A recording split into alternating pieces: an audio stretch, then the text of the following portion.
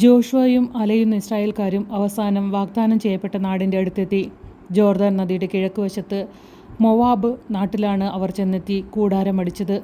ദൈവം ജോഷുവയ്ക്ക് കൽപ്പന കൊടുത്തു, എഴുന്നേറ്റ് എൻ്റെ ജനതയെ വാഗ്ദാനത്തിൻ്റെ നാട്ടിലേക്ക് നയിക്കുക. ഞാൻ നിന്നോടുകൂടെ ഉണ്ടായിരിക്കും, നിന്നെ ഞാൻ ഒരിക്കലും ഉപേക്ഷിക്കുകയില്ല. ഇത് കേട്ട ഉടനെ ജോഷുവ തൻ്റെ പട്ടാളത്തെ ഒരുക്കി. ഇസ്രായേൽക്കാർക്ക് എതിരാളികളോട് നേരിടാനറിയാം. പക്ഷേ കോട്ട കെട്ടി ഉറപ്പിച്ചിരുന്ന ജെറീക്കോ പോലുള്ളൊരു പട്ടണം പിടിച്ചടക്കാൻ അസാധാരണമായ സാമർഥ്യം വേണ്ടിയിരുന്നു. സാമർഥ്യം മാത്രം പോരാ, അതിന് തക്ക ആയുധങ്ങളും വേണം. ഇതൊന്നും തങ്ങൾക്കില്ലെന്ന് ഇസ്രായേൽക്കാർക്ക് അറിയാമായിരുന്നു.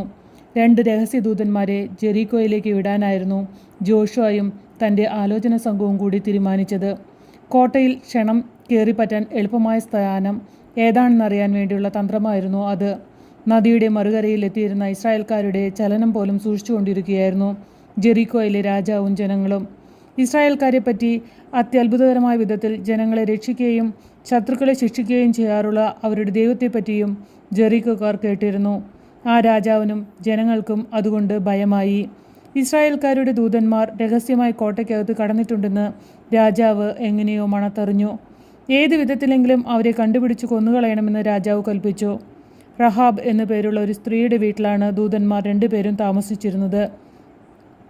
കോട്ടയ്ക്ക് തൊട്ടടുത്തായിരുന്നു അവളുടെ വീട്. രാജാവ് ഇതെങ്ങനെയോ മനസ്സിലാക്കി അവരെ വിട്ടുതരാൻ അവളോട് കൽപ്പിച്ചു. മുൻപ് അവർ ഇവിടെ വന്നിരുന്നു, പക്ഷേ ഇപ്പോൾ അവരെപ്പറ്റി തനിക്ക് ഒരറിവുമില്ലെന്ന് അവൾ രാജകിങ്കരന്മാരെ അറിയിച്ചു. അതേസമയം അവൾ തൻ്റെ വീടിൻ്റെ തട്ടുംപുറത്ത് ചണയുടെ കീഴിൽ ആ 2 പേരെയും ഒളിച്ചു താമസിപ്പിച്ചിരുന്നു. അന്വേഷണത്തിനെത്തിയ പട്ടാളക്കാർ പോയിക്കഴിഞ്ഞ ശേഷം അർദ്ധരാത്രിയിൽ റഹാബ് ദൂതന്മാരോട് സംസാരിച്ചു. കർത്താവായ ദൈവം തൻ്റെ ജനതയെ കരുണാപൂർവ്വം കാത്തു സംരക്ഷിച്ചു പോരുന്നുവെന്ന് ഞങ്ങൾ അറിഞ്ഞിട്ടുണ്ട്. വാഗ്ദാനം ചെയ്യപ്പെട്ട ദേശം നിങ്ങൾ പിടിച്ചടക്കുകയും ചെയ്യുമെന്ന് ഞങ്ങൾ വിശ്വസിക്കുന്നു. ജെറീക്കോ നിങ്ങളുടെ കീഴിലാകുമ്പോൾ എന്നെയും എൻ്റെ ബന്ധുജനങ്ങളെയും രക്ഷിക്കാൻ നിങ്ങൾ മറക്കരുത് എന്നപേക്ഷിച്ചു. അങ്ങനെ ചെയ്തു കൊള്ളാമെന്ന് സത്യം ചെയ്യിച്ചിട്ടേ അവൾ ദൂതന്മാരെ അയച്ചുള്ളൂ. കോട്ടയുടെ സ്ഥിതിഗതികളൊക്കെ മനസ്സിലാക്കി സുരക്ഷിതരായ ദൂതന്മാർ അവിടെ നിന്ന് പോയി. ജോഷുവയുടെ അടുത്ത് ചെന്ന് അവർ സ്ഥിതിഗതികൾ ഇങ്ങനെ അറിയിച്ചു. അതിശക്തമായി കോട്ട കെട്ടി സൂക്ഷിക്കപ്പെട്ടിരിക്കുന്ന ഒരു പട്ടണമാണത്. പക്ഷേ അവിടുത്തെ ആളുകൾക്ക് അത് കാത്തു സൂക്ഷിക്കാൻ ഒക്കുകയില്ല.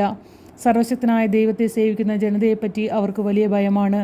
ഇത് കേട്ടപ്പോൾ ജോഷുവ തീരുമാനിച്ചു, ജെറീക്കോ കീഴടങ്ങും. സമയം അനുകൂലമായിരുന്നു. ദൈവം അവരെ പരാജയപ്പെടുത്തുകയില്ല.